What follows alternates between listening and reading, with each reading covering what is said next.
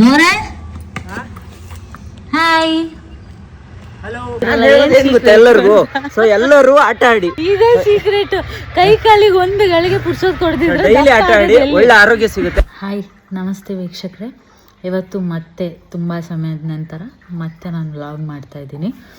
ಏನು ಅಂತಂದರೆ ಇವತ್ತು ಒಂದು ಇಂಟ್ರೆಸ್ಟಿಂಗ್ ವಿಡಿಯೋ ಇದು. ಯಾಕೆ ಅಂತಂದರೆ ನಿಮಗೆ ಸಂದೀಪ್ ಶೆಟ್ಟಿ ಹೆಗ್ಗದ್ದೆಯವರು ಊರಲ್ಲಿರಬೇಕಾದ್ರೆ ಏನೇನು ಮಾಡ್ತಾರೆ ಅನ್ನೋದನ್ನು ನಾನು ಲಾಸ್ಟ್ ವಿಡಿಯೋದಲ್ಲಿ ತೋರಿಸಿದ್ದೆ. ಹಾಗೆ ನಾವು ಊರಲ್ಲಿ ಹೇಗಿರ್ತೀವಿ, ಏನೇನು ಮಾಡ್ತೀವಿ ಅಂತ.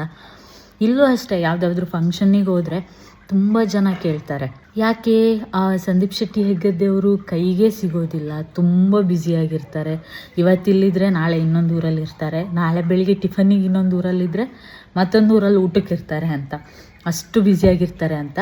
ಬಟ್ ನಿಜವಾಗ್ಲೂ ಹೇಳಬೇಕು ಅಂತಂದರೆ ಸಂದೀಪ್ ಶೆಟ್ಟಿ ಹೆಗ್ಗದ್ದೆಯವರಿಗೆ ಮನೇಲಿ 5 ನಿಮಿಷ ಟೈಮ್ ಸಿಕ್ಕಿದ್ರು ಏನು ಮಾಡ್ತಾರೆ ಅನ್ನೋದನ್ನ ನಾನು ಇವಾಗ ತೋರಿಸ್ತೀನಿ. ಬನ್ನಿ, ಇವಾಗ ತೋರಿಸ್ತೀನಿ. ನೆಕ್ಸ್ಟ್ ಹೋಗ್ಬಿಟ್ಟು ನಾವು ಮಾತಾಡೋಣ. ಈಗ ನೋಡಿ, ಮನೇಲಿ 5 ನಿಮಿಷ ಇದ್ರೆ ಏನು ಮಾಡ್ತಾರೆ ಅಂತ ತೋರಿಸ್ತೀನಿ.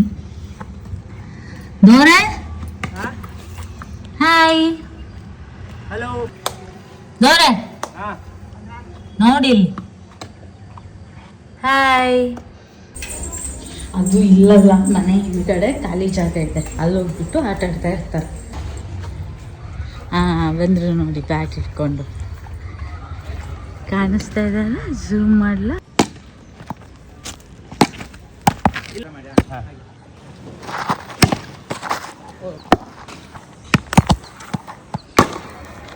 ಜೊತೆಗಾರರು ನೋಡಿ 3 ಜನ.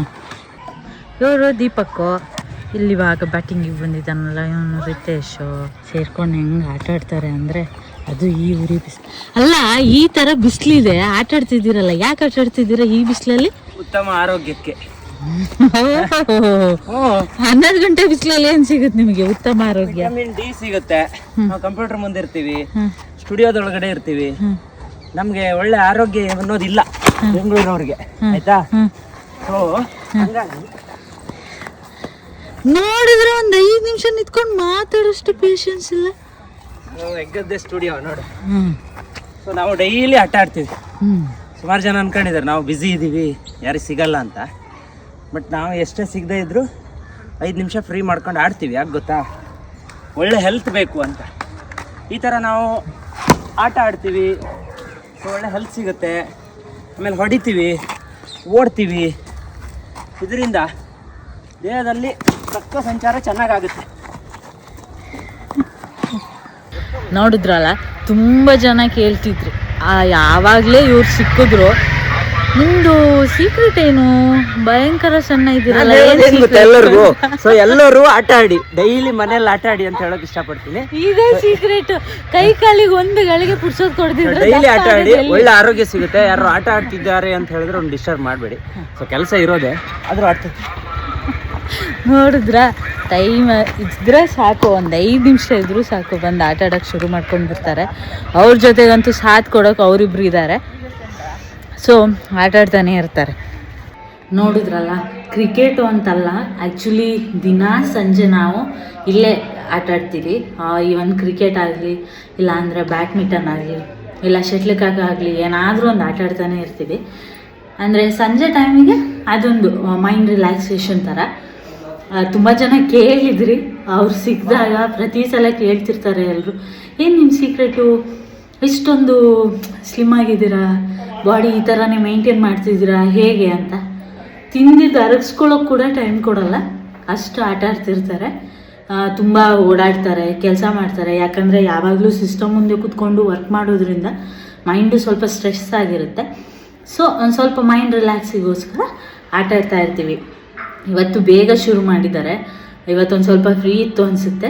ನಾನು ಅಡುಗೆ ರೆಡಿ ಮಾಡೋಷ್ಟರಲ್ಲಿ ಆಟ ಆಡ್ಕೊಬರ್ತೀವಿ ಅಂತ ಹೋಗಿದ್ದಾರೆ. ಇಲ್ಲ ಅಂದರೆ ನಾವು ಸಂಜೆ ಡೈಲಿ ಯಾವಾಗಲೂ ಆಟ ಆಡ್ತೀವಿ. ಅಂದರೆ ಕ್ರಿಕೆಟ್ ಆಗಲಿ, ಇಲ್ಲ ಶಟ್ಲ್ಕಾಕ್ ಆಗಲಿ, ಅಟ್ಲೀಸ್ಟ್ ಒಂದು 7:30 PM ನಾವು ಆಟ ಆಡ್ತೀವಿ. ಆಟ ಆಡದೆ ಇದ್ದಿದ್ದೇ ಇಲ್ಲ. ಸೊ ಹೆಲ್ದಿ ಆಗಿರೋದಕ್ಕೆ ಏನಾದರೂ ಒಂದು ಆ್ಯಕ್ಟಿವಿಟೀಸ್ ಬೇಕು. ಇವನ್ ಊರಲ್ಲಾಗಲಿ ಸಿಟಿಲಾಗಲಿ ಯಾರಾದರೂ ಅಷ್ಟೇ, ಆರೋಗ್ಯವಾಗಿರೋದಕ್ಕೆ ಏನಾದರೂ ಒಂದು ಆ್ಯಕ್ಟಿವಿಟೀಸ್ ಮಾಡ್ತಾಯಿದ್ರೆ ಮಾತ್ರ. ಈ ಸೈಕ್ಲಿಂಗು, ಆಲ್ಮೋಸ್ಟ್ ಸಿಟಿಲಿರೋರೆಲ್ಲ ಸೈಕ್ಲಿಂಗ್ ಮಾಡ್ತಾರೆ, ಬ್ಯಾಡ್ಮಿಂಟನ್ ಆಡೋಕ್ಕೆ ಹೋಗ್ತಾರೆ. ಬಟ್ ಲೇಡೀಸಿಗೆ ಏನು ಅಂದರೆ ಮನೆಯಲ್ಲೇ ಇರೋರಿಗೆ ಆಗೋದಿಲ್ಲ.